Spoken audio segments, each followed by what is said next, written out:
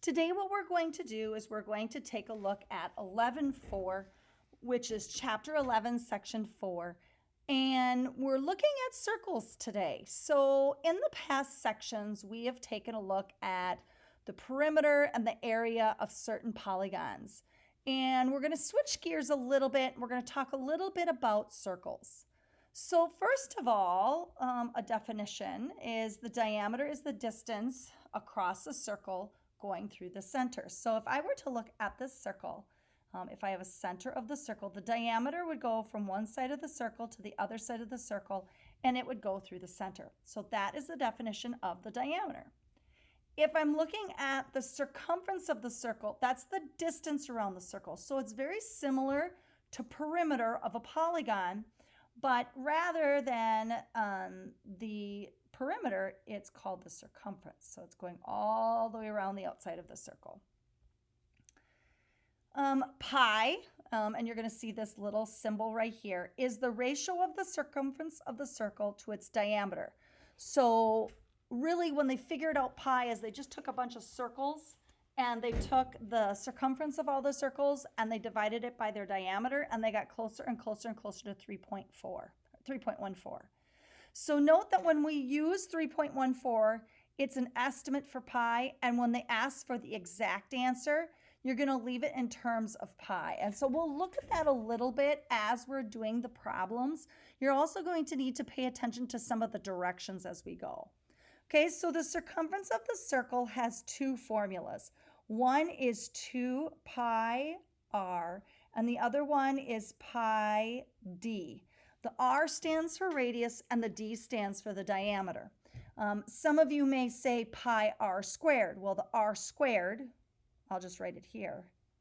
Because it has that 2, that is not circumference, that is actually area. Okay, so try not to get that mixed up with circumference. So if I take a look at this first problem, it says to find the approximate circumference. So very much like we did with polygons, we're going to write the equation first. Now you're going to notice that they went from the center out, and that is the radius. So this is r. So because it gave me r, I'm going to write area equals 2 pi r.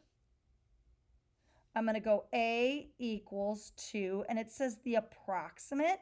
So I'm going to put in 3.14 for pi, and I'm going to put in the radius, which is 5.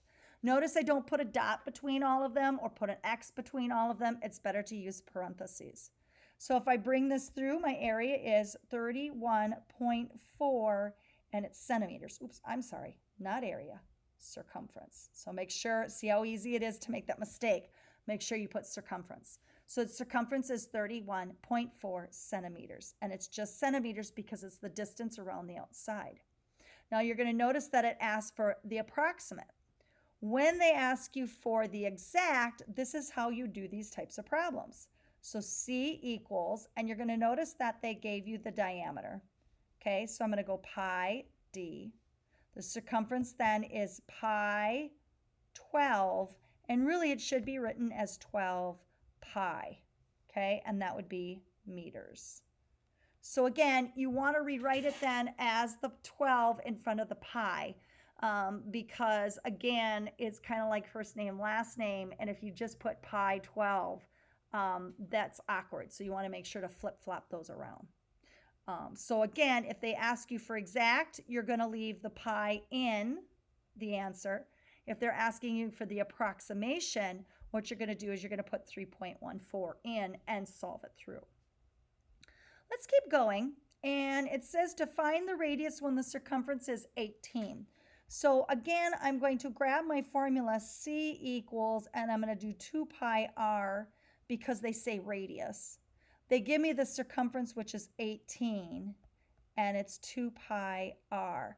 Now to solve this, students can become really confused, and so I'm going to show the work here. You would not need to show work on this one, but I'm going to show you what it was. So I'm going to divide both sides by 2 pi. So again, you do not need to show that, but I am going to put it down because some students do get confused. And so the radius ends up giving me 18 over 2 pi. And my answer ends up being R equals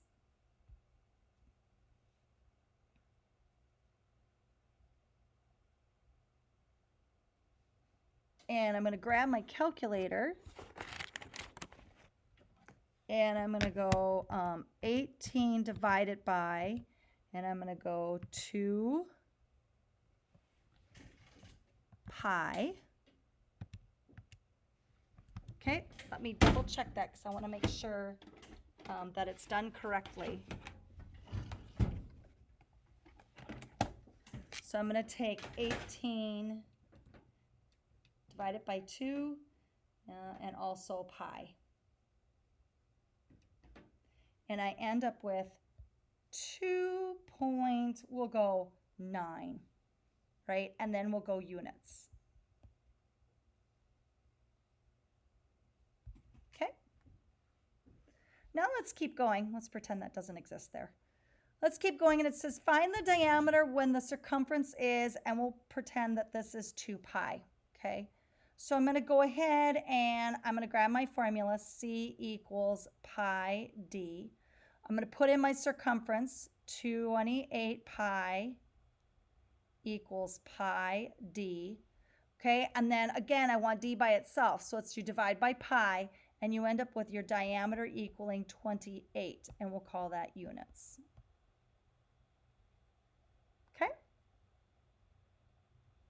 Now, again, take a look that when I have a problem, you need to have at least 3 lines of work. So you're going to notice I have my formula, I plug in my numbers, and then I have my answers. So still continue with that with circles, just as much as you do it with polygons. Let's keep going. Concentric circles are circles that lie in the same plane and share the same center. So really what it means is like you have 2 different sized hula hoops, they're sitting on the ground, and they have the same center. You're going to notice that the radiuses are different in those. So if I take a look at this problem, it says what is x and why is it? So if you remember, a circle is 360 degrees. So, and it says y. So we'll just show the work here. We're going to take 360, we're going to subtract 225. And if I do that, I end up with 135 degrees. So this is 135 degrees. So we're using a lot of what we've done before with angle measures. So that was a little bit of a review. Let's go on and let's look at something with the arc, okay? So an arc is part of a circle, and we've talked about that before. So an example of an arc would be like BC. The semicircle is half of the circle. A minor arc is shorter than the semicircle, so it's less than 180 degrees. It's named with 2 letters.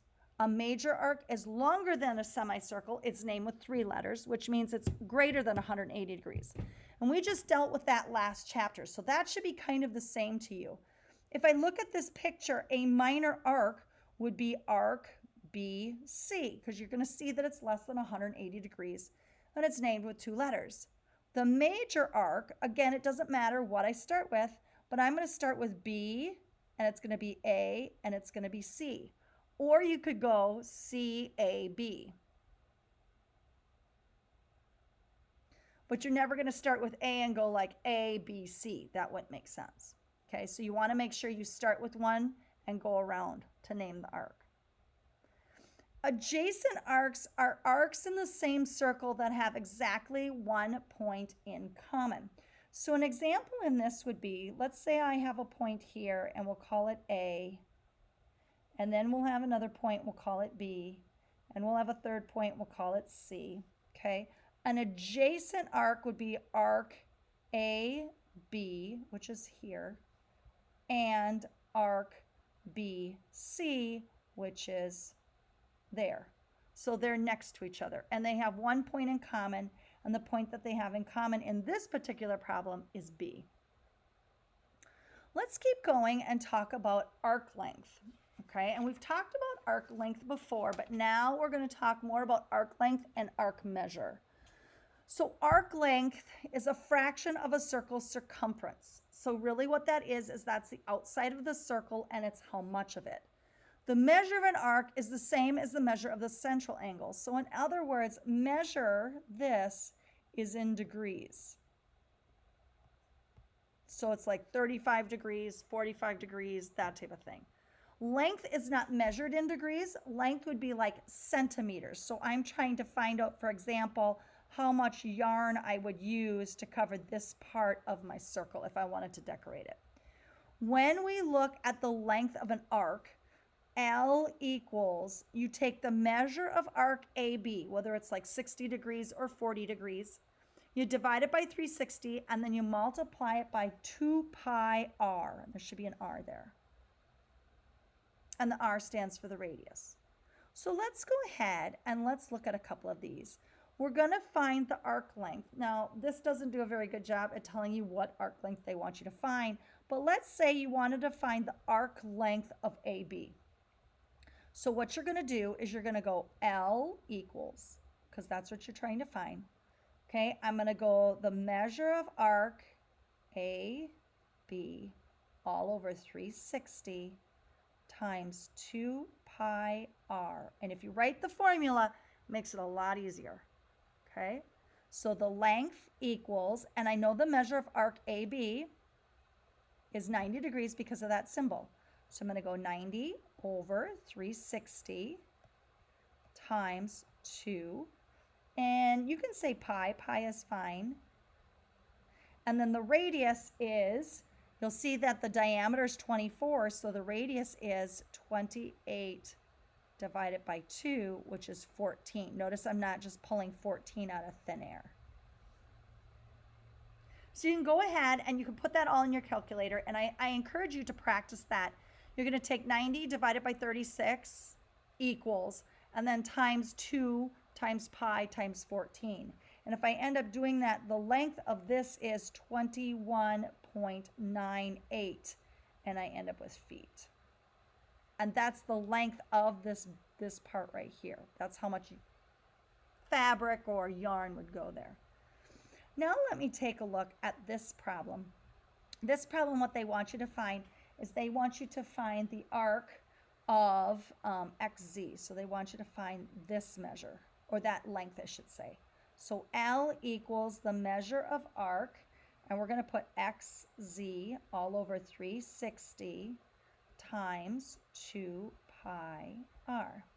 So the length equals, now the measure of the angle or the arc, you can tell by the picture we don't know that, but that one problem where we found we had the larger arc and we needed to find the smaller arc, we took 360, we subtracted 250, and that gave me 110 degrees. So this right here is 110 degrees, and that's what I would use right here.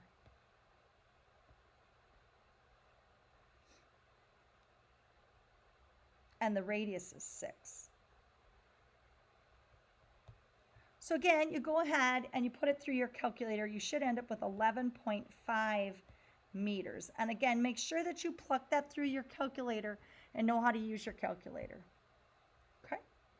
Congruent arcs are arcs with the same measure, and there are in the same circle or in congruent circles. So it only makes sense that they would be in congruent circles or the same circle. So let's go ahead and let's take a look at this figure right here. They want me to find arc AB, and they want me to find the measure. Okay, so to do this, what we're going to do is you'll notice that they gave me the length. So the whole idea is the length equals the measure of arc AB all over 360 times 2 pi r. I'm going to take that formula. I'm going to look at what they got. So they gave me the length of that section right there. So I'm going to put in 25. Okay, I don't know the measure of arc AB, so I'm going to leave that. I'm going to go times 360, or I should say divide it by, times 2 pi, and the radius is 12. Okay, so to do that now, what we're going to do is we're going to kind of put it all together. So I'm going to take 25 equals the measure of arc AB all over 360. And you can go ahead and you can take your calculators and go, okay, 2 times, I'm going to go 3.14 times 12. That gives me 75.36. Now we're going to keep going and go 25 equals And I'm going to take that, I'm going to divide it by 360. So I get 0.2093 repeating the measure of arc AB. And then what you're going to do is you're going to divide both sides by the 0.02093 repeating. So in the measure of arc AB,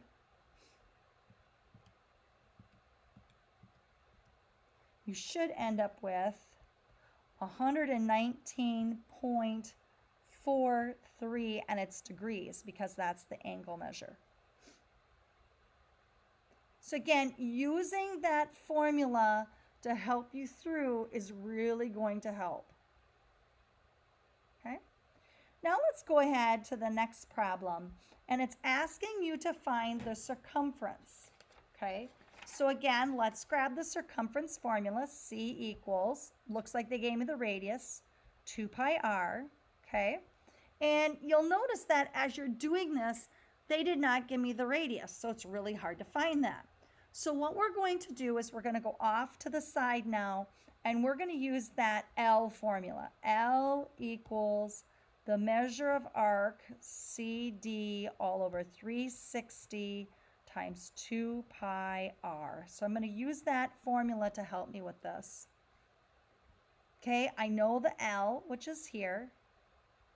The measure of arc is 50 times divided by 360 times 2 pi, and then I don't know the radius. That's what I'm trying to find. So what we're going to do is you're going to go ahead and you're going to take 50 divide it by 360. Then you're going to multiply it by 2 and pi, which is 3.14. And you end up with 0.872 repeating and then times r. So what you do now is divide both sides by that 0.872. So my radius equals, and you end up with 8.03, and it would be centimeters. Okay. And that's how you use that to find the radius. Now you're going to want to keep that radius very large in your calculator, because what we're going to do is we're going to come back and use it for circumference. So C equals 2 pi, and the radius, which is, we'll put 8, but we'll leave it large in our calculator. So C equals, I'm going to take that in my calculator, I'm going to multiply it by 2 and multiply it by 3.14.